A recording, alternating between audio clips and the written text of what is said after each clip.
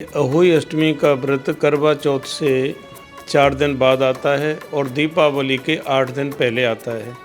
अहोई माता का जो व्रत है ये बच्चों के सुख के लिए, लंबी आयु के लिए और घर की शांति के लिए ये व्रत किया जाता है।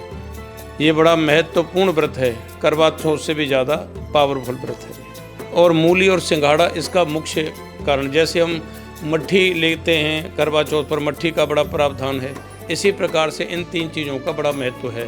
से ही माता इनको खुश होकर के ग्रहण करती हैं, इसीलिए इन चीज़ों को खरीद करके माता के आगे रख करके प्रसाद के रूप में इसका वितरण किया जाता है। अब सारा जग जानदा, कंबे शेष नाग आसन डोले भगवंता। भारतीय नारी के अंदर शक्ति बहुत है, ये त्याग की देवी है। कभी वो माँ बन के, कभी बहन बनकर, कभी पत्नी बनकर इस देश का निर्माण करती है, सहयोग करती है।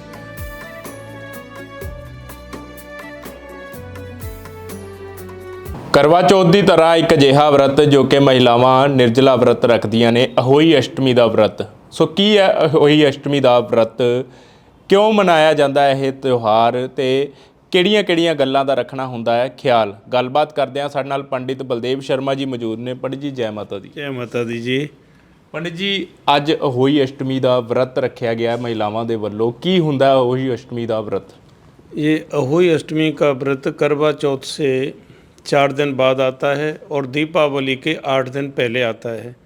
सौभाग्यवती भारतीय नारी जैसे करवा चौथ पर अपने पति की लंबी की आयु की कामना के लिए करती है, ऐसे ही अहोई माता का जो व्रत है ये बच्चों के सुख के लिए, लंबी आयु के लिए और घर की शांति के लिए ये व्रत किया जाता है।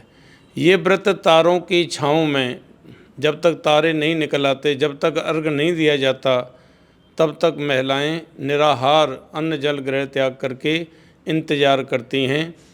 जब शाम हो जाती है तो चावल और वो कलश अथवा गड़वी में जो जल होता है उस अर्घ को दे करके फिर अपना व्रत खोलती हैं।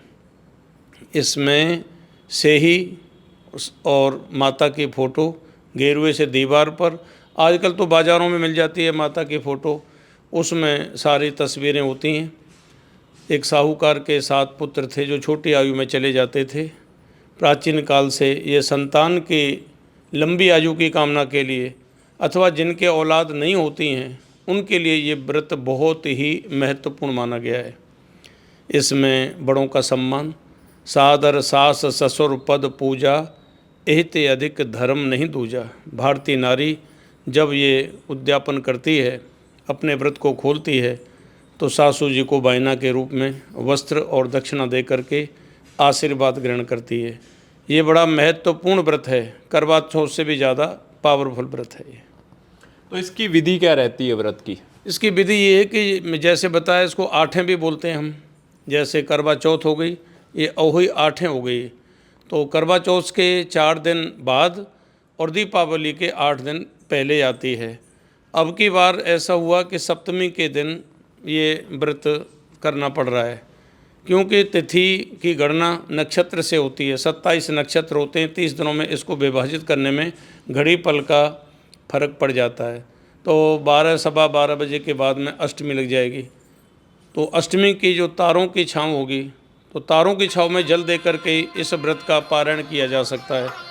सप्तमी के दिन ऐसा कर नहीं सकते थे, सप्तमी के दिन अष्टमी लग रही है, इसीलिए ये व्रत और भी महत्वपूर्ण हो गया है। तो पंडित जी, ये व्रत कितने बजे से शुरू होगा और कितने बजे जो है महिलाएं अपना व्रत खोल सकती हैं? और देखा जाता है कि बच्चे जो हैं दरवाज़ा खटखटाते हैं, उसका क्या महत्व है?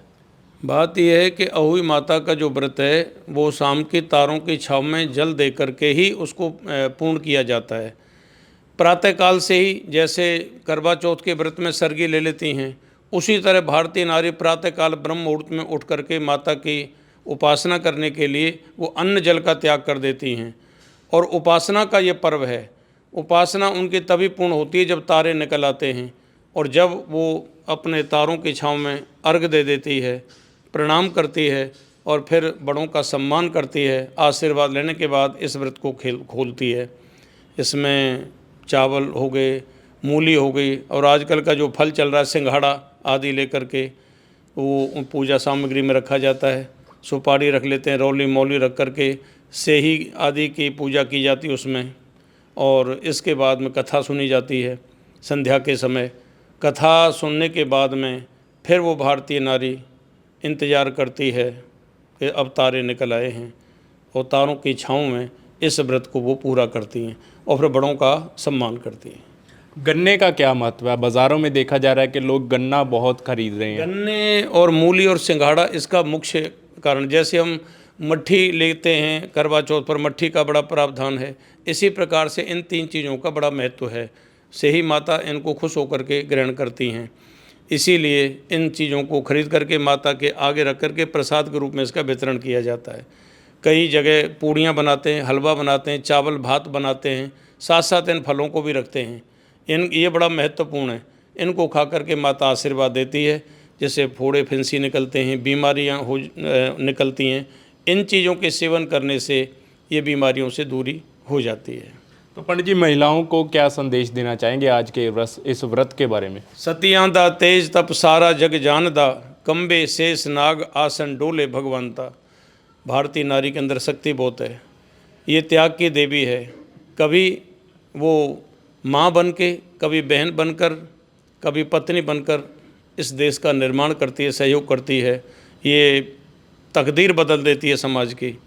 और मैं तो ये कहूँगा, कभी माँ बन के, कभी बहन बन कर के, पुत्री बन कर के देती ही देती है समाज के लिए। उसके बदले में केवल एक प्यार चाहती है, घर परिवार की रक्षा के लिए। ये गृहिणी, ये मातृ रूप में हम सब के लिए आशीर्वाद का स्वरूप है।